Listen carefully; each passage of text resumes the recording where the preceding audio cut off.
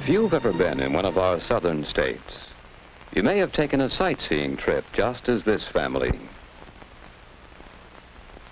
A trip to see one of the plantation homes that were built before the Civil War. This beautiful mansion is one of many homesteads that were once the residences of southern planters. These homes were centers of plantation life. Inside the mansion, we can get some idea of the luxuries that a wealthy plantation family enjoyed. The home was often beautifully furnished. Planters imported fine household goods from England. These things represent part of the wealth that came from products grown on the plantation. Here is a map that explains how this plantation was organized. It was almost a little community by itself. Most of the sections of land were devoted to one crop, such as cotton. Other sections contained orchards, vegetable gardens, and pastures, the source of food for the people and the work animals. The buildings included the planter's home, a mill, workshops, and a row of small cabins for the slaves, who did almost all the work. We can still find remnants of some of these things on old plantations. These small houses were for the slaves who worked on the plantation. In this carriage house, the plantation vehicles were kept and repaired. In the blacksmith shop, such things as tools, wheel rims, and plowshares were made. And all of this was done by hand, the hand labor of the slaves. But what made each plantation depend mostly on its own labor and its own products? The answer is poor transportation. There were few roads, and many of them were in poor condition, so there was little commercial traffic between plantations. Travel was so difficult that each plantation was practically isolated, and so had to be almost self-sufficient. The easiest means of travel was by riverboat, and so many plantations were located along the rivers. At the boat landing, manufactured goods from cities could be brought in.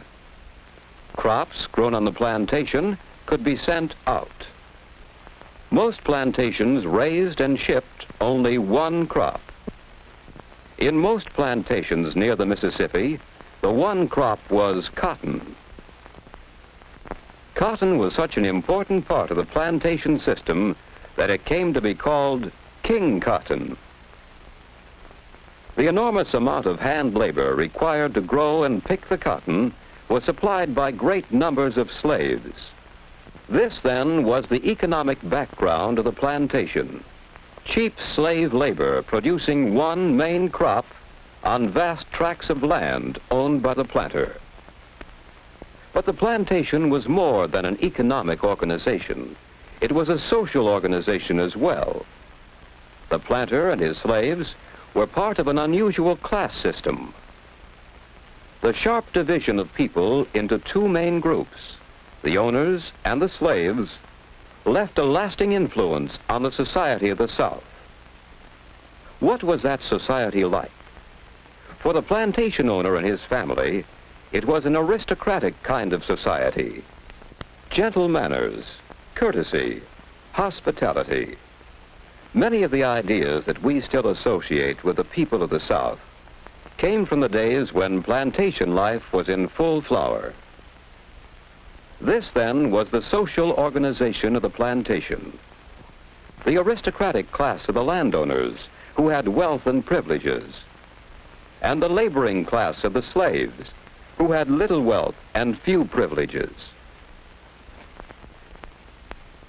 The plantation system in the United States reached its greatest development before the Civil War. By 1860, plantations reached from Virginia to Texas. On some of these, tobacco was produced. On others, sugar was grown. On others, cotton was the main crop. Whatever the crop, The system of producing was similar. Cheap labor, one crop, and vast tracts of land. These are some of the things we can better understand when we visit one of the old plantation homes of the past. But did this plantation life influence the modern South? Can we find anything left of the plantation system? We might find part of the answer as we look around us in the South today. Here is a scene that tells us part of the story. This plantation home was abandoned during the Civil War. Great changes in the plantation system occurred during the war. The freeing of the slaves and the great financial burden of the war disrupted the economic pattern. Some planters went bankrupt and lost possession of their plantations. But the plantation system did not entirely disappear. Some elements of that system did not change. The land, cultivated for generations and still productive, remained. The source of labor, great numbers of Negroes, remained. The demand for cotton remained, and the growing of cotton continued. So the plantation system, in a smaller and modified way, continued and can be found in the South today. Much of the work is still done by hand. Much of the wealth still comes from one crop, cotton. Most of the workers are Negroes who live on the plantation. Today, the man who owns the plantation is called the landlord. The men who work the farm are tenants. And so the landlord, the laborers, and the land are still the important parts of the plantation system. Today, this owner has less land than the plantation owner of the past, and he lives in a house that is less pretentious than the great mansions of earlier times. The tenant farmers and their families live on the plantation. Each family has a small house which they rent together with a section of land. A few tenants pay their rent in money, but most tenant farmers on the plantations work their portion of land in return for a share of the crop. And so the tenant farmers, both Negro and white, provide the necessary labor for raising the cotton. What other changes have come to the plantation? The plantation today is not as isolated as it once was. Paved highways link the plantations with towns and cities. The plantation crop can be shipped by railroad or by large trucks. Today, as we look out over the southern countryside, we'll see that plantations are not as plentiful as they once were. Many have been divided up into smaller farms. On this farm, beef cattle are raised. Other farms specialize in producing milk or poultry or grain. We'll find most of these farmers using modern machinery, and we'll find that these same methods of mechanization are affecting the plantation system too. This mechanical cotton picker is one of many different machines that are replacing hand labor.